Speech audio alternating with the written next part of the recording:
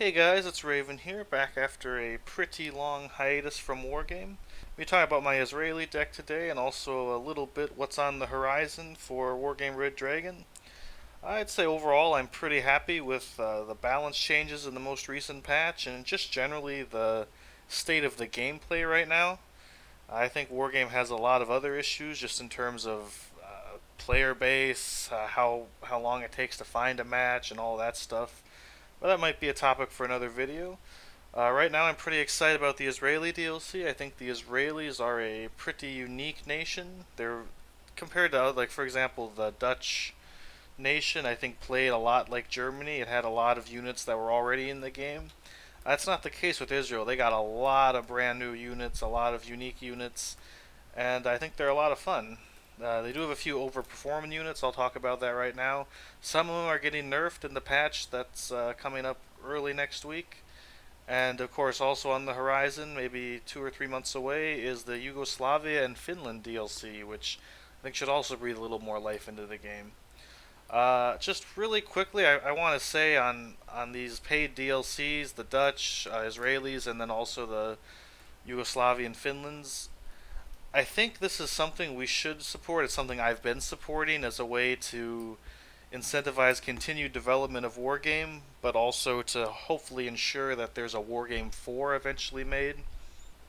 And so if you like Eugen, if you like Wargame, I think, $6 or $7 to play Israel, whatever, it's not that big a deal. It's a couple cups of coffee or whatever. Big Mac meal, so you can tell I'm an American, right? Big Mac meal. Anyways, yeah, you should probably do it. I think it's worth it. I think it's a lot of fun. And if you haven't been playing Wargame lately, this might be a good time to come back. There's a lot of new and returning people on right now, so it might be a little easier to find a game than it has been before the DLC hit. Anyways, I'll talk about my Israeli deck now. The Israeli deck is kind of interesting because it comes from a nation that maybe isn't as geared for conventional warfare as a USSR or a USA. A lot of their military is focused towards maybe urban combat, going into Gaza, going into Lebanon, and fighting some jihadis or killing some Palestinians. I don't want to get into the politics of it, but that's the kind of stuff the Israeli army has done in the last few decades. And that's reflected in some of their units, especially infantry transports, IFVs, and whatnot. Just in terms of logistics, very simple. You got a nice, fast CV truck. It's only 110 points, pretty standard. Really robust command tank with 3 top armor, lets it survive artillery, bombing's a lot better than even a 2 top armor tank would. Oshkosh Transport, it's basically just an American Hempt renamed. A lot of Israeli units are actually just renamed American units. Pretty good unit, pretty standard. Their helicopter isn't that great. It's only got 1,500 supplies compared to the 2,400 of the Oshkosh. I don't really think it's worth it because you need 2 of the helicopters, 70 points, to even fill up one Oshkosh. Yeah, they're basically the same points value for a lot less supplies. I just don't like it. And of course, a fob. I think you should always have a fob unless you're with a team and a strategy that precludes it. It's kind of rude to expect the rest of your team to bring a fob and then you don't, and then you take their supplies. Infantry. Israeli has some pretty cool infantry too, including guys that are in the Recon tab but not the infantry tab. We'll get to that in just a second. Shayatet 13 are a great little special forces. They have, I think this is basically a small. It's got 21 AP, good range, good accuracy. Not the best. It's not better than a Vampire, but it gets the job done against most tanks. I will say it's a little bit of a concern because you only do 1 front damage to T-72 BUs, so you really have to. If you're fighting against a really heavy tank, you want to try and get around them. You don't want to just shoot them in the front and expect these guys to kill them.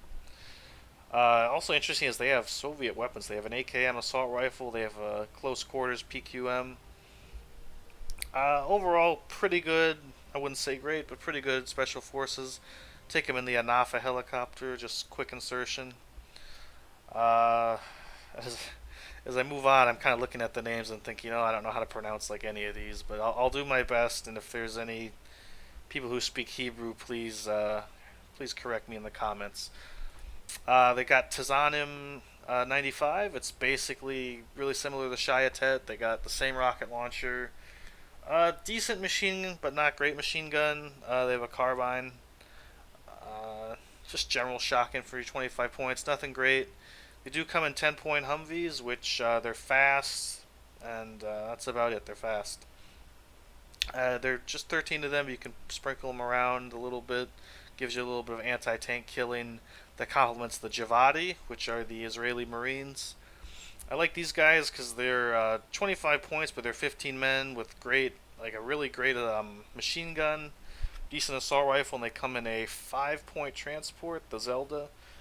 Just 3 machine guns and 2 front armor. So for only 5 points, that's a really powerful infantry killing vehicle that can support the Javadi.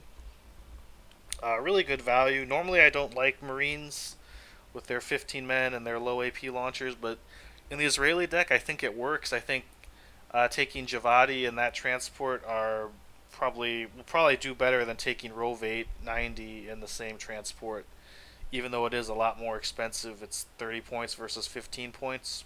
I think you'll get a lot more value out of the Javadi. But I do take the Rovate 90 in the Merkava 2A. Now the Rovate 90 aren't remarkable. They have a crappy rocket launcher, they have an M16, they have a decent machine gun. Why you take these guys is really for the Merkava tank. This is a 80 point, 18 front armor tank with a grenade launcher.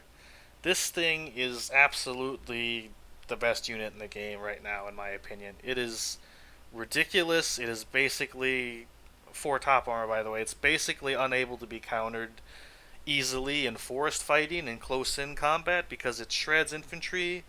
It has a powerful enough gun that it'll hurt any tank at close range and do a lot of damage, even to super heavies.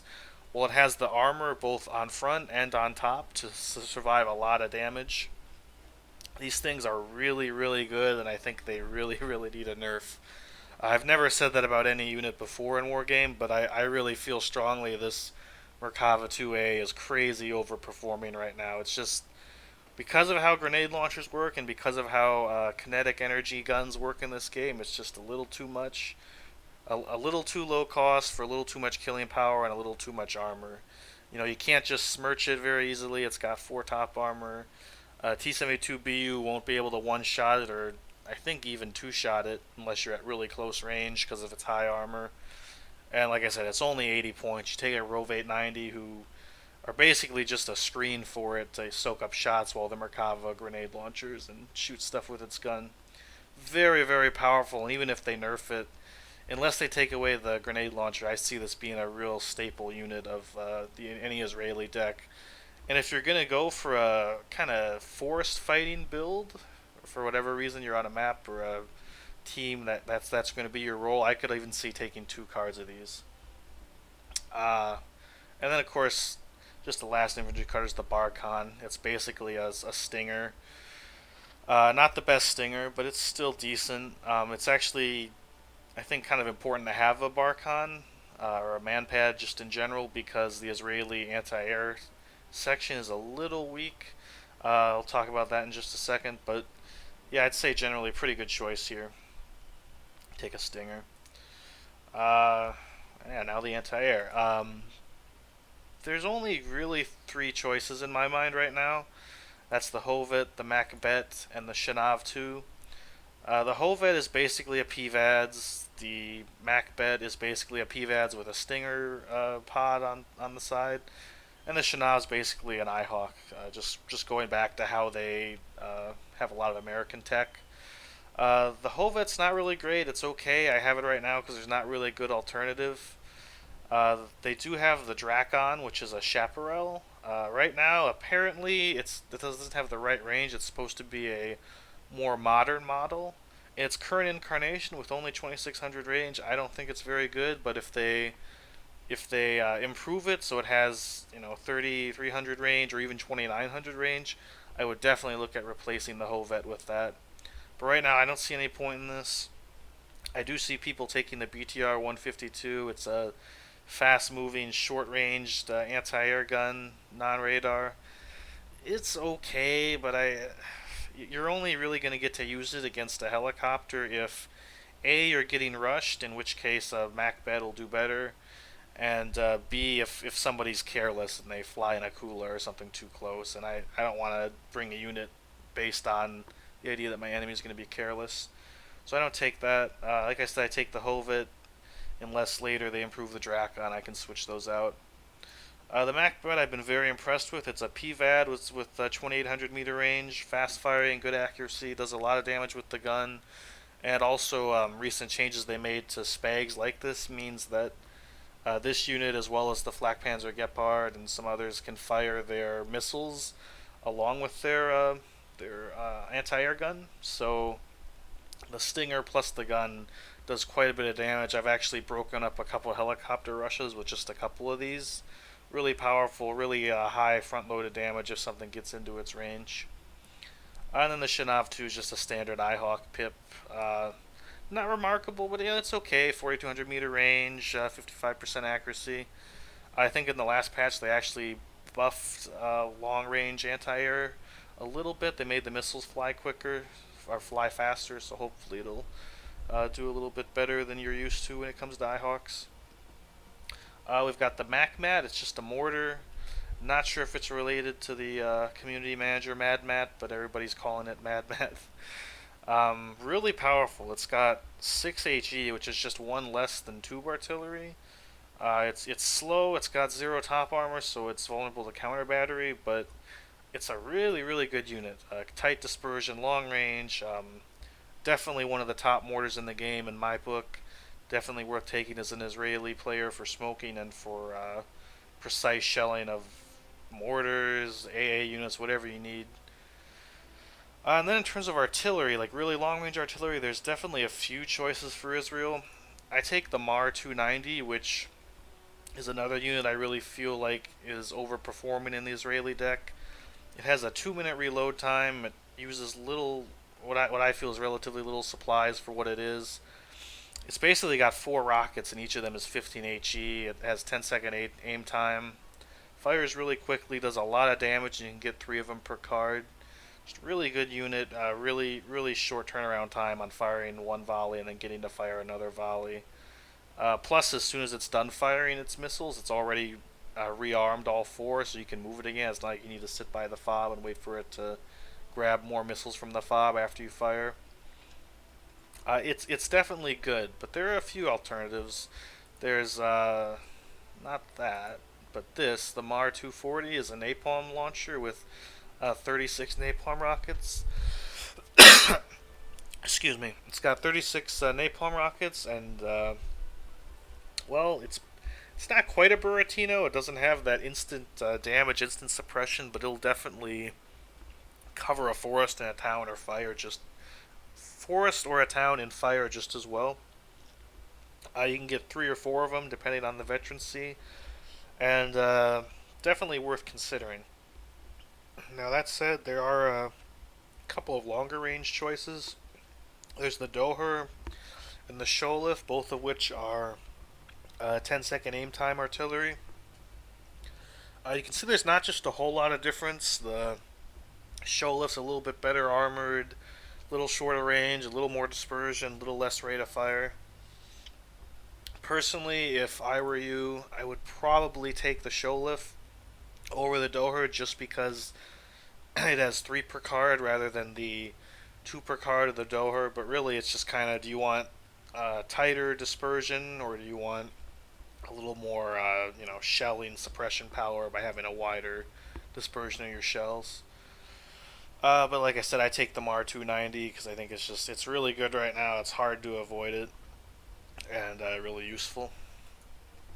Tanks, Israeli have some pretty cool tanks too. They have the Merkava Baz as a super heavy, 22 front armor, 23 AP with a really good missile. It's definitely one of the best tanks in the game right now. I'm loving the 4 top armor, which is higher than most NATO super heavies. It can survive laser guided bombs and smirch volleys pretty well because of that. Never underestimate top armor on a tank. You only get 2 per card. That's pretty standard, but it's overall a really good tank and definitely a match for any T-72 BU. On top of that, I take the Merkava 3B. Again, it's kind of one of those kind of demi super heavies. It's got 21 front armor, which is really high, even for 155 points. Gun's not that powerful, but it's alright. Good accuracy, good rate of fire, 20 AP. And of course, it's got a grenade launcher, which allows just that little bit of extra fire support in close quarters. Some of you may not know, but grenade launchers in particular are kind of infamous for causing critical failures on units they hit. So, say you're in a situation where you're fighting an enemy tank at close range, firing your gun, and also firing your grenade launcher. There could certainly be a situation where your grenade launcher gives the enemy tank an optical failure or a weapons jammed or something, and that lets you get the edge and get the kill. I've seen it happen, and I certainly know it can happen. So, one more thing to be aware of. I think the Merkava 3B is really well priced and a pretty good tank for its tier. Uh, After that, I find the Israeli tanks a little bit underwhelming. The Magach 7C Gimel is alright. It's got 17 AP and 17 front armor for 100 points. It's more or less equivalent to a T-72B. I wouldn't say it's spectacular. 100 points is pretty steep for a tank, but it's pretty good. I like it. 7 per card at trained. I kind of wish you could get a little more at hardened rather than just 4, so that's why I take it at trained. But overall, it's decent and a good fire support for your higher level Merkavas. And then I take the Merkava 1, which is basically it's just for the 16 front armor, 65 points, 16 front armor. It's not a bad value. Good little armored brick to kind of throw out there to soak up hits for your better tanks or your infantry carriers. Let me see. Alternatives. That's about it. Basically, the Magach series are modified M60 patents. You can see in the profile. Uh, Both of these tanks here, it's like for 55 points or for 70 points. That 12 front armor is just killing it for me. I'd rather have the Merkava 1. That's why I don't take them. I take the Merkava 1. And then the shot calls are basically Israeli Centurions. Again, it's like 40 points. I don't really feel like the 40-point tanks are much in meta right now. But, they're okay if you want just something a little bit cheaper than the Merkava. I could certainly recommend that. And even, I'll talk about it a little bit later, but there's room where maybe I could get rid of the Merkava and something else. The Merkava 1, that is. Get rid of that and something else to get another plane card. I will talk about it in just a second. Recon. I'll get to the Maglans in a second, but the Bedouins are just a quick little infantry to sprinkle around, little package, very good optics, 25 points. I like just throwing them around.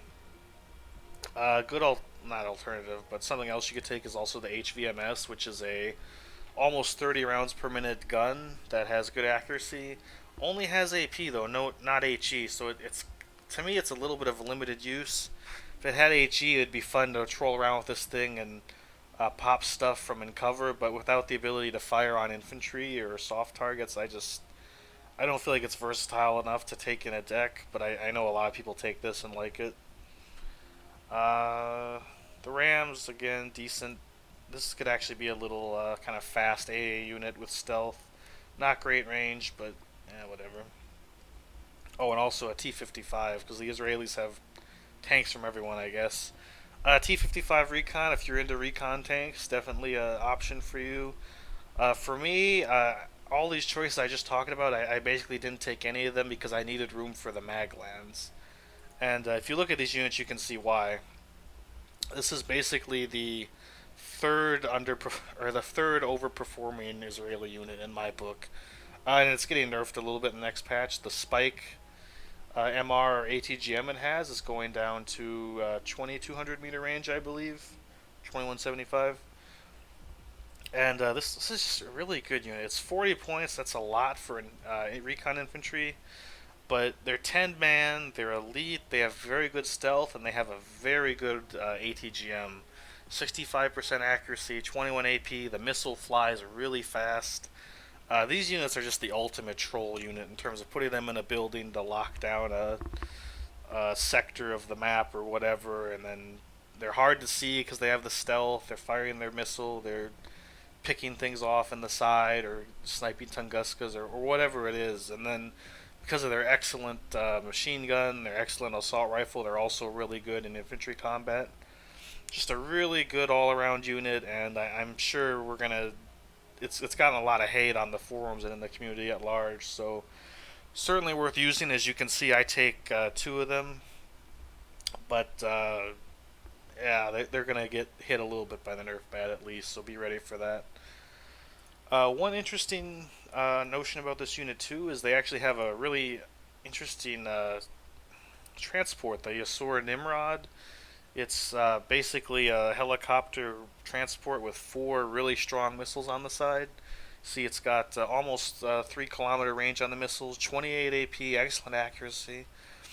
Really powerful tank busting helicopter. The only problem is if you take that, you're going to have to bring your maglans out in 120 point packages between the 40 point maglan and the 80 point helicopter.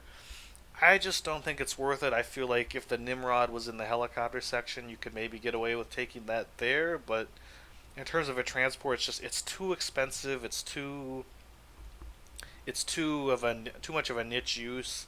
So I would probably just leave it aside to get the Ram Recce, which is a Recon transport carrying Recon infantry for double the site. Really just fast, quick, nothing remarkable, but I think it's a lot better alternative than the Nimrod. And Israel only gets one Recon helicopter, and Recon helicopters are the best, so of course I take one.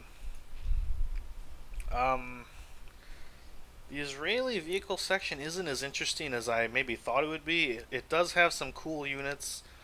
It has Jeeps with ATGMs. It has Jeeps, or I mean M113s with ATGMs. Pretty standard NATO stuff. You can see I take the Hafiz, which is I guess that's an M113 with heavily modified with an ATGM on top. The Spike NLOS. It's got 3K meter range, 27 AP, pretty good accuracy. It's a really great little unit. Does a lot of damage, and it's a really scary ATGM. As an alternative, you could take the Para, which is a very crazy looking, basically decoy tank, I think, with the same missile on top. You can see you get more missiles, a little more accuracy, a little more armor, but I don't know. You're paying 30 points more and you get one less per card. I don't think the Para is really worth it over the Hafiz, but either one's pretty good, I guess, for what you're doing, which is lobbing really powerful missiles across open ground. And one interesting thing about the Israeli vehicle section is they have an Sherman tank from World War II. So now you can send Shermans into battle against T-34s and see what would have happened if you so desire. Uh, Look at the model. The model looks really good. Like they put a lot of work into the models in the Israeli DLC and also the Dutch DLC. They should, of course, because we're paying for them. So, but yeah, if you look at like this model compared to, for example, the old European escalation era M48 tank models, it's not even close. This thing has such detail. It's really pretty looking. I'm not really a fan of 15 point spam BS, but if you are, then definitely the Sherman's an option. I've seen a lot of people using them. Helicopters. Israelis have pretty good helicopters. I really like their helicopter section. They have an Apache with 16 missiles. This is basically an Apache longbow without the double fire and without the exceptional optics, but still a really powerful tank buster. 16 Hellfires. Just it's a really nice Apache for well, this is part of the reason I don't take the Yasur Nimrod as well. It does most of the same stuff the Yasur does, and it's really cool to be able to use an Apache even as Israel. I really like it. It's well complemented by the two Cobras that Israeli has, the Sezefa E and the Sezefa B. The E is basically a Cobra with stingers on the side with a little bit of rockets and a Vulcan. For 70 points, this thing really dominates the sky and can also give good fire support on the ground. Excellent early game unit. I usually take two of them, depending on what I'm doing and where I'm going. Short of running into TIE 90s from Red Dragons, these things will basically dominate the early game. And they're also well complemented by the Tefeza B, which is basically the same thing, but just a couple more rockets rather than Stingers. So it's a little more affordable. It's definitely a great little helicopter gunship to send into battle and support your infantry. And it's only 55 points, so it's really, really good value. I really like the Israeli helicopters, and I'm pretty satisfied with that lineup. And finally, Air Force. Israel has probably the best Air Force in the game, or pretty close to it. Um, they also have some units that maybe the American players wanted, but the Israeli lobby stole them and sent them to Israel instead of the U.S. Air Force. Talk about those in a second, but you can see they have F-15s. This is the Baz Meshupar, but as far as I can tell, it's basically an F-15 Sea Eagle. It's pretty good ASF. It's got 40% ECM. I don't take it though. I actually take the Barak 2, which is an F-16. The advantage of the Barak 2 over the Meshupar is A, you can make puns about President Barack Obama and funny voices while you're using it, but also it has 50% ECM. It does get less missiles, but I think for the cheaper cost, the higher veterancy, and the higher ECM, I think it's a really good choice over the Meshupar, and a lot of people seem to use it as well. Really, either one's alright. I mean, both are really good interceptors. The Israelis also have two versions of laser-guided bomb planes. They have the Ram and the Kurnas, with the unfortunately named Hobos bomb. The difference between these is basically the Ram is an F-15 for one. It's got 20% more ECM, and it has double the bombs for half the HE power. To me, laser-guided bombs are really powerful. They'll strike and usually land about where you want them to, and they're good for sniping units and even damaging or killing heavy tanks. I take the ROM basically just for the ECM. You get 2 per card either way, and 20 points more for 20% more ECM. I don't think that's a bad trade, so I definitely went with that. I've been pretty satisfied with it so far. An interesting alternative, though, would be the Lavi. It's a 40% ECM plane with 10 500 kilogram bombs. A really powerful bomber. I'm just using the ROM right now because I kind of like laser guided bombers, but this is a really, really popular plane too, and I certainly wouldn't blame anyone for taking it. ATGM planes, the Israelis only have one, the Barak, which also leads to hours of hilarity with impersonating the President of the United States while you use it. Now, let me be clear. It has 4 Mavericks. They're not great Mavericks. They're only 26% AP, but it's not a bad ATGM plane. It's not great, not bad, but definitely worth having. If you get a heavy tank from the side, you'll pretty much always get a kill. But even from the front, with 4 Mavericks, you need to hit 2 of them, and that's basically a 50-50 shot of hitting 2 out of 4 with this plane. So that's not a bad option. I certainly take it. And seed, there's 2 seeds. I take the Kurnas 2000 because it's just a better longer range missile with more ECM, but the Ayit for almost half the cost with more availability is not a bad option either.